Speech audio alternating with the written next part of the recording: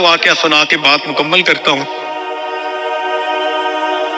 ہمارے قریب کے ایک دیہات میں میاں بیوی تھے۔ اللہ نے ان کو بڑھاپے کے اندر اولاد عطا کی، بیٹا ہوا۔ بیٹا نیک بنا، ہونہار تھا، سمجھدار تھا، حتیٰ کہ وہ بچہ انجینئر بن گیا، شہر میں اس کی نوکری لگ گئی۔ وہ آتا اور ماں باپ کو کبھی ملتا اور پھر واپس اپنی ڈیوٹی کے لیے چلا جاتا، ویکینڈ پہ والدین کے ساتھ رہتا۔ اللہ نے اس کو کاریں بھی دی، بہاریں بھی دی، کوٹھی بھی دی۔ اس نوجوان نے شادی کا پروگرام بنایا۔ ماں باپ نے کہا کہ بیٹا جہاں تم کہو گے ہم تمہاری شادی وہیں کریں گے، زندگی تو آپ نے گزارنی ہے۔ شہر کا ایک بڑا شریف گھرانہ تھا، ان کے ہاں ایک بیٹی تھی، جوان العمر تھی، شکل اچھی تھی، عقل اچھی تھی، تعلیم یافتہ تھی۔ تو اس نوجوان نے نشاندہی کی، ماں باپ نے رشتہ بھیجا، انہوں نے بھی دیکھا کہ بہت اچھا رشتہ ہے بچی کے لیے، تو شادی ہو گئی۔ اب وہ بچی شادی کے بعد دیہات میں آئی، چند دن تو رہی، چند دن کے بعد وہ کہنے لگی مجھ سے تو دیہات میں نہیں رہا جاتا۔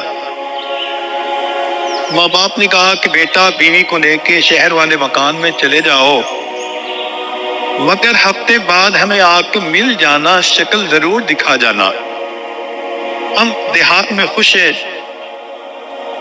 ہم اپنی زندگی یہاں گزار لیں گے۔ لو جی، بچے نے شہر میں رہنا شروع کیا، ماں باپ دیہات میں۔ 1-2 سال تو معاملہ اچھا چلتا رہا۔ 1-2 سال کے بعد یہ لڑکا کبھی ماں باپ کو ملنے جاتا، ایسٹیمیٹڈ ٹائم ہوتا کہ 2 گھنٹے کے بعد آؤں گا، تو کبھی 2 کی جگہ 3 اور 4 گھنٹے لگ جاتے۔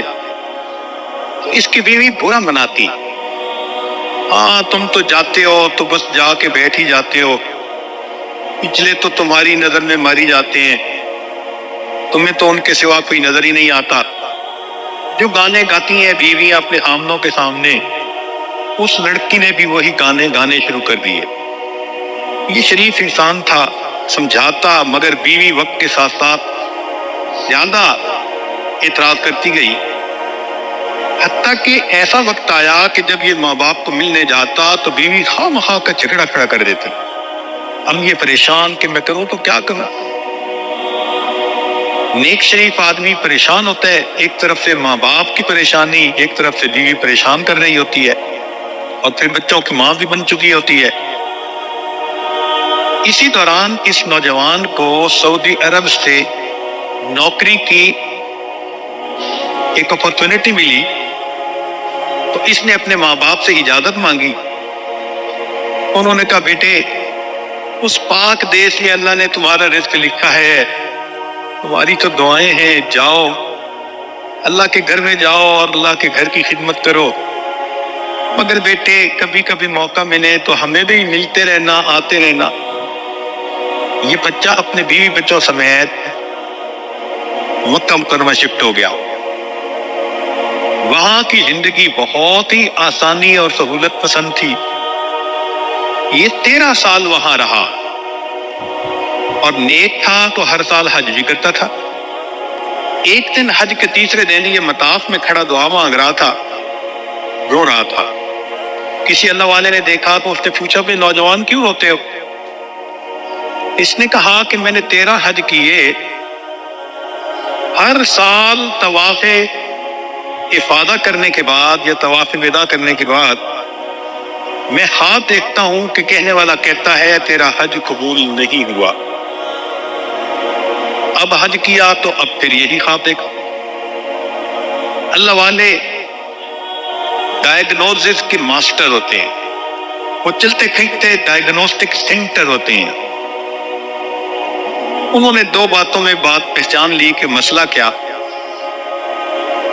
یہ نوجوان 13 سال سے عرب میں تھا، تو شروع میں تو ماں باپ کو خرچہ بھی بھیجتا تھا، سلام کلام پیام بھی ہوتا رہتا تھا، اس زمانے میں فون نہیں ہوتے تھے، یہ اس زمانے کی بات ہے، عام ٹیلی فون نہیں ہوتے تھے، سیل فون تو تھے ہی نہیں، دیہاتوں میں بھی فون نہیں ہوتے تھے۔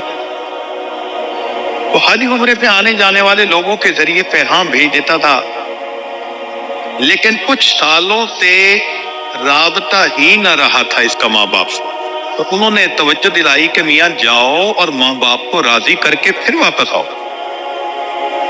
چنانچہ یہ نوجوان اپنے گھر آیا، بیوی کو کہا کہ میں نے چھٹی لے لی ہے اور میں اپنے ملک چکر لگا رہا ہوں ماں باپ کے پاس۔ بیوی نے آئیں بائیں شائیں کرنے کی کوشش کی، تو اب اس نوجوان نے اس کو شیر کی آنکھ سے دیکھا تو پھر وہ دبک کے بلی کی طرح بیٹھ گئے۔ نوجوان نے تیاری کی، وطن واپس آیا۔ جب یہ بستی میں داخل ہو رہا تھا تو اس وقت اس کو یہ احساس ہوا کہ پچھلے 2-3 سالوں سے میرا کوئی رابطہ نہیں، مجھے تو یہ بھی پتہ نہیں میرے ماں باپ کس حال میں ہے، تو میں پتہ تو کر لوں۔ چنانچہ ایک 8-9 سال کا لڑکا تھا، اس سے اس نے پوچھا کہ فلاں بابا جی کا کیا حال ہے؟ لڑکے نے آگے سے جواب دیا کہ وہ بابا جی تو فوت ہو گئے، 6 مہینے ہو گئے، اور ان کی بیوی جو بڑھیا ہے وہ بھی فالج میں ہے، اور سنا ہے ہم نے کہ ان کا ایک بیٹا ہے سعودی عرب پہ ہی گیا ہوا، پتہ نہیں وہ کیسا نالائق بیٹا ہے جو ماں باپ کا خیال ہی نہیں کرتا۔ اس چھوٹے بچے کو کیا پتا کہ وہ اسی لڑکے سے بات کر رہا ہے۔ بات کر کے لڑکا تو چلا گیا، لیکن اس کی دل کے تار چھیڑ گیا۔ اب اس کو ندامت ہوئی کہ اوہو، میں نے واقعی بہت بڑی خطا کی۔ اب سوچ رہا ہے کہ ابو تو فوت ہو گئے، میں امی کے پاس جاؤں گا تو امی تو مجھے دیکھنا گوارا نہیں کریں گی، امی تو مجھے گھر سے نکال دیں گی، بات تک میرے ساتھ نہیں کریں گی۔ تو کوئی بات نہیں، میں امی کو پاؤں پکڑ کے منا لوں گا، میں لپٹ جاؤں گا۔ اب یہ پلاننگ کرتا پھر رہا ہے۔ گھر پہنچا، دروازہ کھلا تھا، اندر چلا گیا۔ کیا دیکھتا ہے کہ صحن میں چارپائی بچھی ہوئی ہے اور اس کی والدہ لیٹی ہوئی ہے۔ اس کے دل میں یہ بات آئی کہ ممکن ہے کہ امی سوئی ہوئی ہو تو میں جگاتا نہیں، انتظار کر لوں گا۔ چنانچہ یہ دبے پاؤں ذرا قریب ہوا کہ دیکھوں تو صحیح۔ جب بستر کے قریب ہوا تو اس نے دیکھا کہ اس کی ماں نے ہاتھ اٹھائے ہوئے تھے اور وہ دعا مانگ رہی تھی۔ اس نے قریب ہو کے سنا، امی کیا دعا مانگ رہی ہے؟ تو ماں یہ دعا مانگ رہی تھی، اللہ میرا خامد دنیا سے چلا گیا، میرا ایک ہی تو بیٹا ہے، بخیریت اسے واپس بھیج دینا تاکہ جب میری موت آئے تو مجھے قبر میں اتارنے کے لیے کوئی میرا بھی محرم موجود ہو۔ ماں یہ دعا کر رہی ہے کہ اللہ میرے بیٹے کو بخیریت واپس بھیج دینا کہ اگر میری موت آئے تو مجھے قبر میں اتارنے کے لیے کوئی میرا بھی محرم موجود۔ جب اس نے پوچھا، سنا، تو کہنے لگا امی میں آ گیا ہوں۔ والدہ چونک اٹھی، بیٹا تم آ گئے؟ ہاں۔